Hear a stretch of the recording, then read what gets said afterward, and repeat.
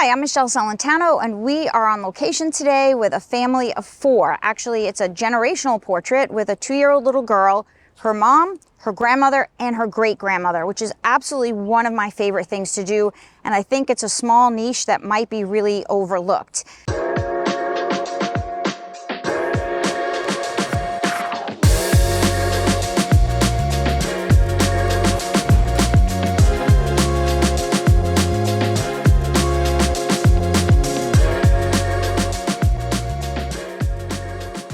All right, so here we are in the corner of this park that we're going to use for this family session today.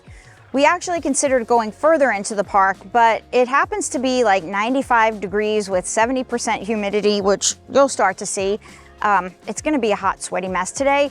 So instead of stressing our subjects and finding the most prettiest place in the park, we're going to use what's in shade and what's easiest to get to. And this way we're not taxing our family as much. Today, I'm going to be using the Westcott Manny Ortiz 36-inch beauty dish, and I will be using it more like a traditional beauty dish.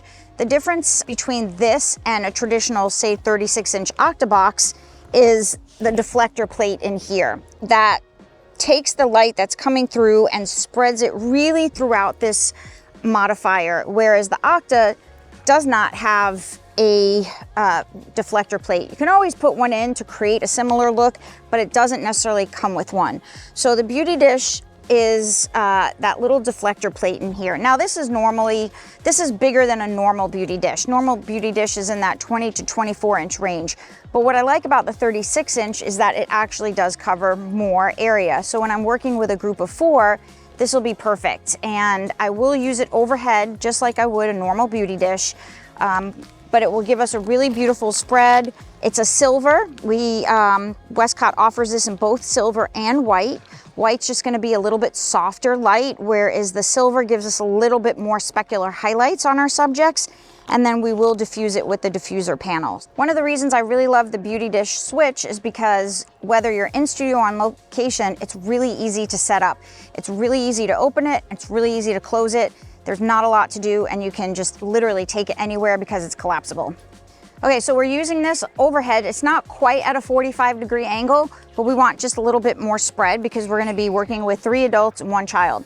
I've already metered for our background, so I've got that all set, and so I came in and just wanted 4.0. I'm gonna start with a 70 to 200. I don't wanna go completely wide open, so I'm gonna go at 4.0. Perfect. So I want my background a little bit darker. So I originally metered at 200th of a second, 4.0 ISO 200 because we're in some deep shade here.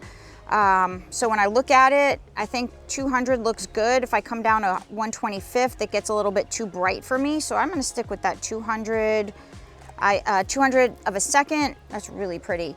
I'm going to start with the entire group first because that's the most important photograph of this.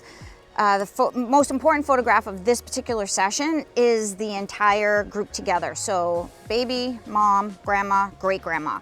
This way, if the baby breaks down, we have the most important picture. If she's great, we'll keep going. We'll do all of the different combinations, but I'll start with the most important one. So, okay, ladies, come on over.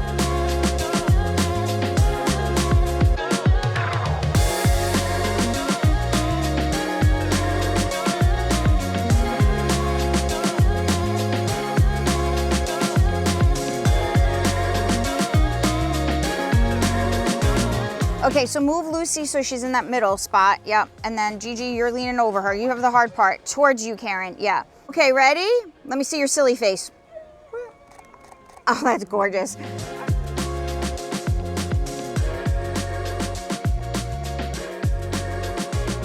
So I just keep working it. Because with 2-year-olds and 3-year-olds, they're always turning, they're moving. They don't stay in one place. There's no posing 2-year-olds. Just so you know, there's no posing 2-year-olds. So there's asking really silly questions and just engaging with them and kind of manipulating them where they are and getting them to look at you. So she is a very typical 2.5, almost 3-year-old. So I'm gonna move mom in right now. So Taylor, right? Come on over. So I'm gonna have you sit one more time. Me? Yep. Oh, okay. And then Taylor, you'll come right in here. So she's like me foot too? between, right? Okay. So foot between here. We'll get her to stand in here. Mom's coming too. Let me see what it looks like from camera angle. So even with this age group and 3 people, I'm still working to create a triangle here. Oh my gosh, Taylor, and she's just perfect, so I've got to just start shooting and not talk. Okay, are you ready? Cross our ankles for me. Taylor, roll your back shoulder towards her just a little bit. Yep. And then lean into her. Up, Lucy! Da! Another key thing with really young kids is give them a break. I've worked her. She needs a little break. She's doing the whole body flailing thing. 2-year-olds typically have a 15 to 20 minute max that we can get out of them. I will always push it with breaks and such, but we can see like she's getting tired. Plus it's really soupy out here. It's humid and hot, and adults can deal with it and that uncomfortableness, but it's way harder for little ones too. So I've talked about it my whole career, why it's so important to use a tripod at a portrait session, whether you're in studio or on location, but this is one of the reasons. I can walk back and forth, I come back, everything is still the same, I can just adjust a hair, and all I have to do is come back, lean together, hang on one second.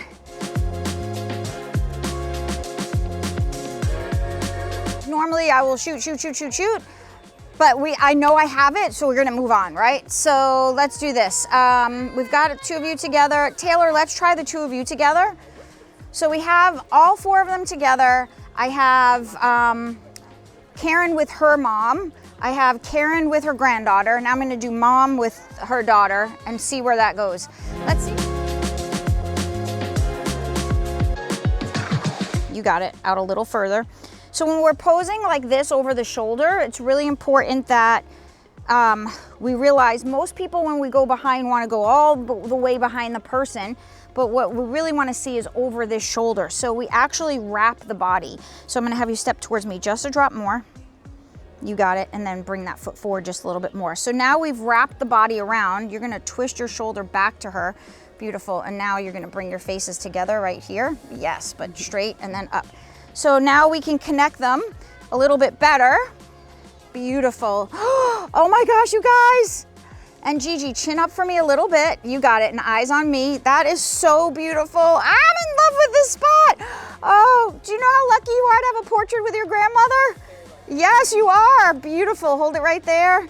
Oh my gosh. So it's the one thing that I don't have. I grew up with my grandparents. I lived with them till I was 13. And they raised me, and I have no formal pictures with my grandparents.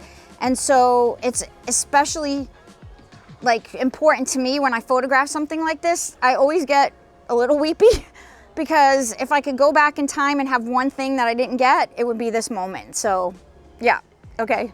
Gigi, lean into that girl just a little bit more. Chin up for me just a little bit. Oh my goodness, that is gorgeous. Stay right there, don't move. Karen, I'm all weepy now. It happens every single time. Karen, come on over. And then Megan, you come too. Whew, happens every time. Grandparents are everything. So you guys stay right where you are. The only thing I might do is I'm gonna slide your mom right back in here. Okay. So Karen, you'll slide right back in here. So you're fitting into this spot. So this foot comes back here, this foot comes here, and then you're leaning your face in here. See how I create that little triangle? Yep. So it's always really important, if you can, to actually get into the space where you want your subjects to go. So this way they have a really clear vision of it.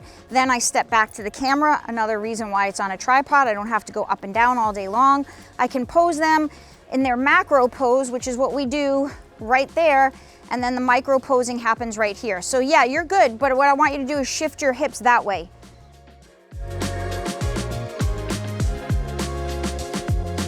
Over, because now we have Megan, who is Taylor's sister, so we're going to add her to this real quick. So when I'm posing groups like this together, I also want to close up these holes behind the shoulder. So instead of having bodies turned out with lots of space back here, we're closing in the space. So when you lean over, you twist that back shoulder in, and then back shoulder together. So this shoulder turns into your granddaughter, and then you lean over her face.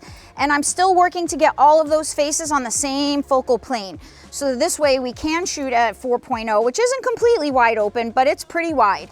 And I'm currently at about 100 millimeter in length. So we're getting beautiful lack of depth of field, shallow depth of field. Girls, lean together just a little bit more. Gigi, tip your chin this way, up a little bit higher, and then lean towards me over that shoulder, Gigi. You got it.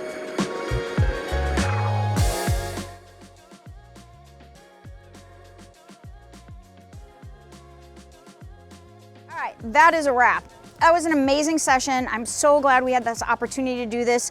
We spent about an hour with this family, and a 2-year-old just loses it after an hour, and it's really soupy. I feel like I should be on a home reno show after demo when they're all sweaty and disgusting. That's me right now. But it was amazing. If you can do this in your business, if you can do 4th-generation portraits, please start thinking about it and market it. It's one of the most important things that I like to do. Grandchildren, mom, grandmother, and great-grandparents. It's amazing. Awesome. Have a great day.